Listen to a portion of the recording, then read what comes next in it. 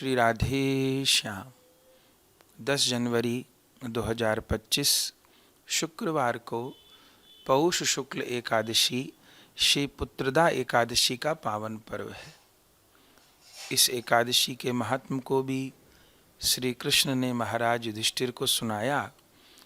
इस एकादशी से जो जुड़ी हुई कथा है वो भद्रावती नगर के राजा सुकेतुमान की है। इनकी पत्नी थी शैव्या। ये दोनों पति पत्नी परम सात्विक थे। राजा सुकेतुमान धर्मपूर्वक प्रजा का पालन करते थे। इन्होंने बड़े बड़े यज्ञ भी किए थे, संत ऋषियों की सेवा भी की थी, लेकिन इनके यहाँ पुत्र नहीं था। ये एक भगवत भक्त पुत्र चाहते थे जो इनकी वंश परंपरा को तो आगे बढ़ाए, इनके राज्य में जो धार्मिक कार्य हो रहे हैं, जो सत्कार्य हो रहे हैं, वो भी चलते रहें। ऐसा एक भगवत भक्त ज्ञानी पुत्र इनको प्राप्त हो जो इनकी परंपराओं को आगे बढ़ा सके।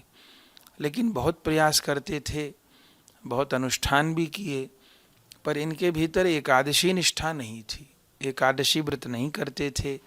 बहुत प्रयास करने पर भी पुत्र का जन्म नहीं हुआ तो ये दुखी होकर एक बार जीवन से निराश होकर के वन में चले गए और घोड़े पर बैठ करके वन में इधर उधर भ्रमण कर रहे थे, भूखे प्यासे, और जीवन से निराश हो गए थे। मन में आता था कि जीवन को ही समाप्त कर दूं, मेरे बाद इस राज्य का क्या होगा, कैसे पालन होगा। तो भटकते भटकते बहुत दूर चले गए और वहाँ पर इन्होंने देखा कि एक दिव्य सरोवर है। वहाँ पर पशु पंछी बड़े आनंद में विहार कर रहे हैं और उस सरोवर के किनारे बहुत सारे दिव्य मुनि तप कर रहे हैं, यज्ञ कर रहे हैं।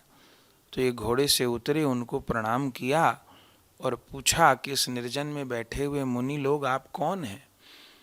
तब वो मुनियों ने कहा, हम विश्वे देव हैं और दिव्य लोक से इस सरोवर में स्नान करने और आज यज्ञ करने आए हैं, और आज पुत्रदा एकादशी है।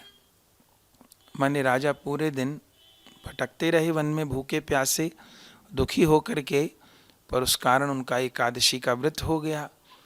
तो उन मुनियों ने उस राजा को कहा बिना कहे कि आप पुत्र के अभाव के कारण दुखी हैं और आज संयोगवश आपका एकादशी का व्रत हो गया है, आज पुत्रदा एकादशी है।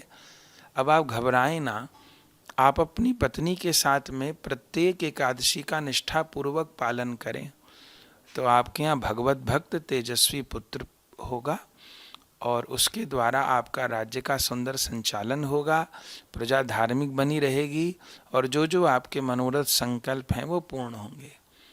तब वो भद्रावती के राजा सुकेतुमान लौट आए और उन्होंने आकर के अपनी पत्नी के साथ दिव्य एकादशी व्रत का पालन किया। उस दिन तो संयोगवश एकादशी का व्रत हो ही गया था, फिर आकर के अपनी पत्नी के साथ विधि पूर्वक उन्होंने एकादशी व्रत का पालन किया। शुभ समय में रानी शैव्या गर्भवती हुई और उनके यहाँ सुंदर पुत्र का जन्म हुआ, जिसने आगे चल के राज्य कार्य को संभाला और धर्म का प्रचार प्रसार अपने राज्य में किया। तो उनको एक दिव्य भगवत भक्त पुत्र की प्राप्ति इस पुत्रदा एकादशी के व्रत करने से हुई। तो यह जो एकादशी है ये संतान के भीतर संस्कार का सृजन करने वाली है, संतान को सद्बुद्धि देने वाली है। तो सभी गृहस्थ वैष्णव श्रद्धापूर्वक पुत्रदा एकादशी का 10 जनवरी को पालन करें।